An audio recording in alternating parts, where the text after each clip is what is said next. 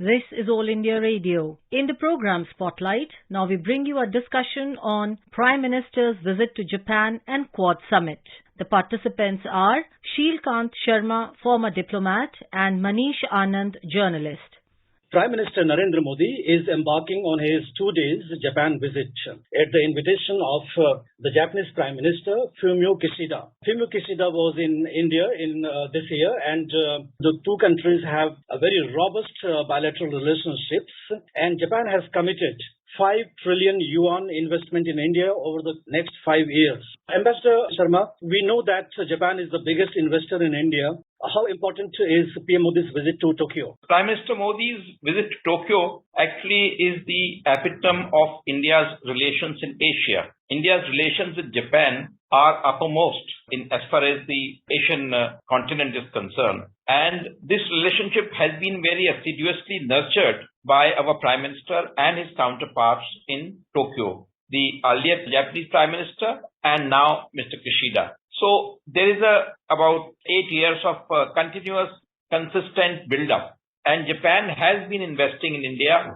in diverse areas. They're building up metros, for instance, and building up power plants, and also in the major projects of the government of India, Japan has a role. Its investment is very high, and there is also a mechanism between India and Japan to steer this bilateral cooperation, to monitor it, and to give it the necessary thrust time and again. So there is this periodic meetings between our ministers of finance and commerce and their Japanese counterparts.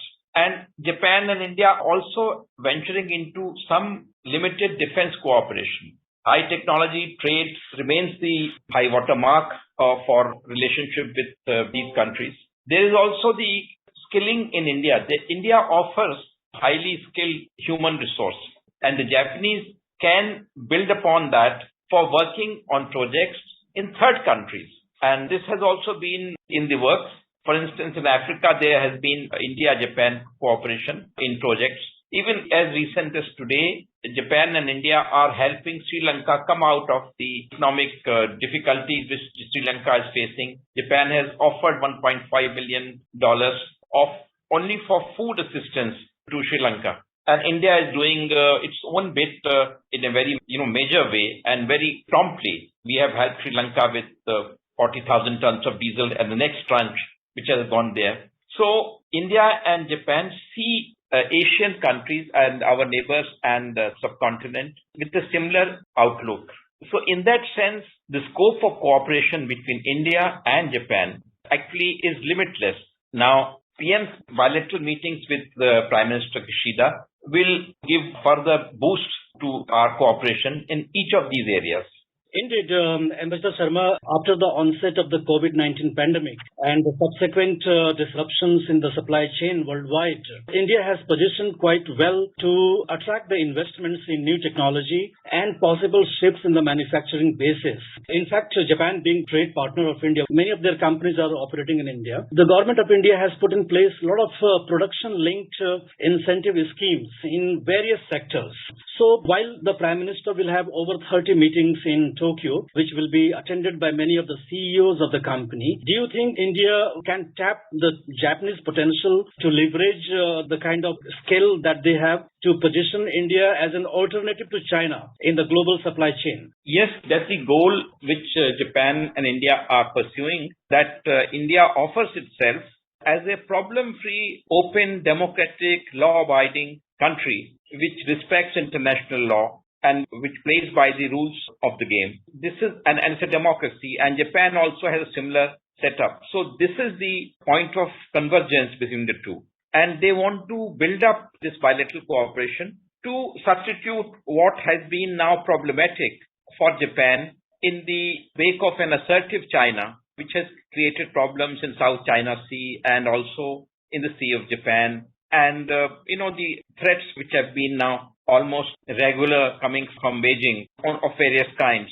So in order to bring a kind of an economic independence from China and independence from China about supply chain, this building of India-Japan relationship is very critical. Like, for instance, take the COVID thing. Now, of course, this is happening under Quad, but the vaccine production, and there is this whole vaccine initiative, which Americans have proposed, President Biden has proposed, but India and Japan are part of that. And the whole idea is to produce and scale up production of vaccines to meet demands for third countries in the world. India has done that on its own steam so far. And India has met the enormous demand the country itself has of vaccination. And our figures of what we have achieved in terms of vaccination for the COVID are astounding. But we have also helped others. So this process will be given a further boost by India-Japan cooperation. Similarly, in semiconductor production also, there is a new area which is being looked into, as Prime Minister in his own initiative has mentioned that in the recent speeches, he has time and again emphasized that semiconductor production is an area where India has to scale up. We have to explore and get into this whole thing. And we can have cooperation with Japan in this area. So high technology is one field where new technologies can be the area where, cyber security would be one more area. So if you were to list these new technologies which are on the horizon, both India and Japan can work together. That's why I think PM's meeting with these 30 business CEOs in Tokyo are going to be very useful and very poignant. Indeed, Ambassador Sharma, the Quad meeting, this is the second in-person Quad meeting which is taking place on May 24. And on the sidelines, PM Modi will have bilateral meetings with American President Joe Biden and the newly elected Australian Prime Minister Anthony Albanese. But in the context of the Quad meeting, the Americans have come up with a new set of proposal which is being widely talked about, and that is Indo-Pacific Economic Forum. That basically talks about supply chain, digital economy, technology, etc. So do you think that India has an opportunity in this proposal if this fructifies? Yes, this proposal is very much our stream because these are the areas where we want to work. And as our Foreign Secretary has mentioned in his briefing before Prime Minister's visit, he's spelled out these areas for cooperation, supply chain resilience, and the need for new and diverse technologies for pharmaceuticals, for instance, for vaccines. These are all areas where we got to work with Japan and within the Quad. President Biden actually has announced that Quad is working to get, there's this vaccine initiative, which I mentioned earlier also, where a Johnson & Johnson vaccines, for instance, from the biological and key facilities in Hyderabad, that is one area where we can get movement forward because that has had a problem getting regulatory approvals. And the idea is to spur them so that we can get into production. And it's a very large-scale production. And also to get clearance from World Health Organization. So this is what Americans are saying. And India is actually corresponding to that. Then India is also working with WHO for speeding up the processes of clearing these vaccines, which we have submitted to them. And they wanted some technical issues to be resolved, for which India has submitted further details. The Quad's main concern has been rules-based and free navigation in the Indian Ocean. And we have seen and noted with concerns about the Chinese aggression in these areas, which have many a times alarmed small island nations and neighboring countries. And the recent security pact with the Solomon Islands has somewhat rung alarm bells in Australia, because that happens to be the nearest country for that. Solomon Islands happens to be far off from China. And that island nation, group of islands basically, had played a key role in the Second World War. So do you think that the security aspect is going to dominate in the second in-person Quad meeting? These are the things on which there are dual dimensions. For instance, about the sea lanes, for the integrity of the sea lanes and open sea lanes, there has been a decision now to put under the Quad auspices satellite surveillance of the seas in the Indo-Pacific, so that you can get information about, for instance, illegal fishing, which has been indulged by China in a massive scale.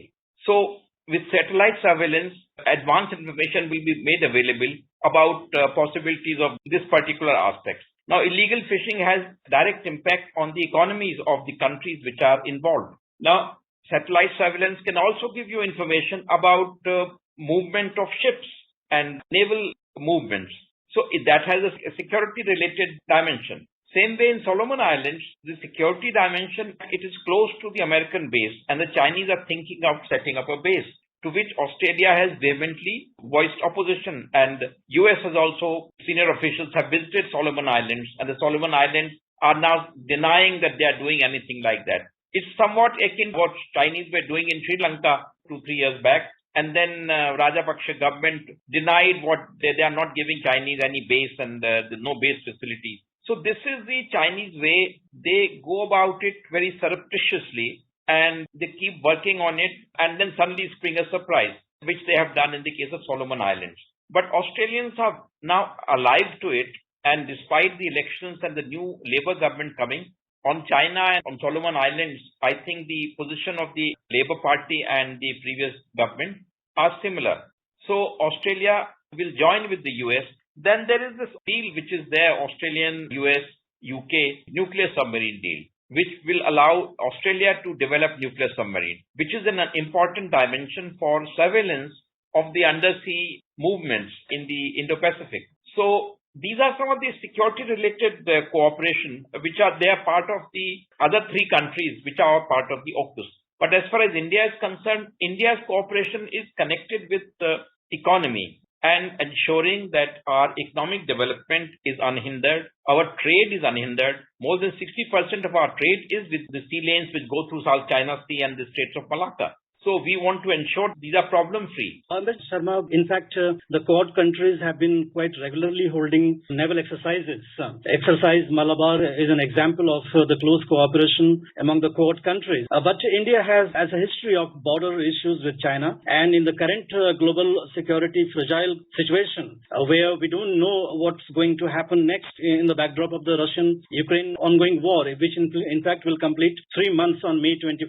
So do you think that the military cooperation among the Quad countries can also ensure India's indigenization of domestic productions of the defense goods in the future?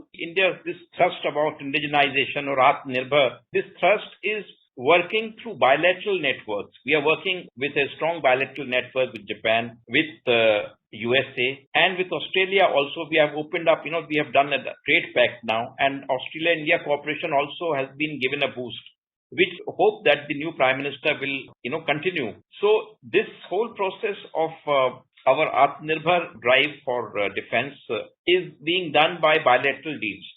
And in the context of Quad, the supply chain resilience actually will contribute to it. For instance, the semiconductors, they are the key. They are the lifeline for new technologies in various dimensions. And their production are centered in this area, in the Indo-Pacific. Of course, they are outer Quad, but South Korea and Taiwan, they are the two countries which share American perspective of the Indo-Pacific. And these two countries are the biggest producers. So Japan also is dependent on them. So India and Japan have a similar vulnerability in this regard.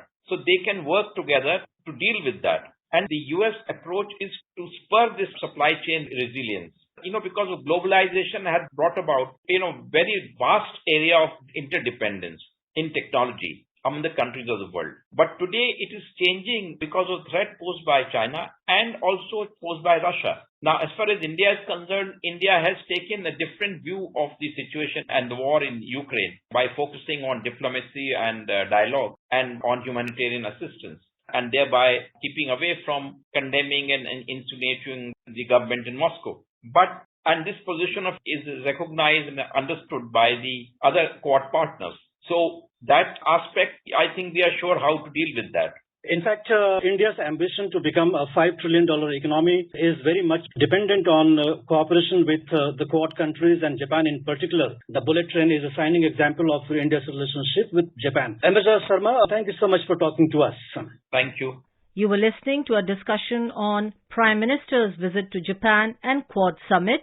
The participants were Sheelkant Sharma, former diplomat, and Manish Anand, journalist. This program was produced and presented by the News Services Division of All India Radio. You can listen to it on our mobile app, News on AIR. This program is also available on our YouTube channel, News on AIR Official. You may email your opinion about this program at airnsdtalks@gmail.com.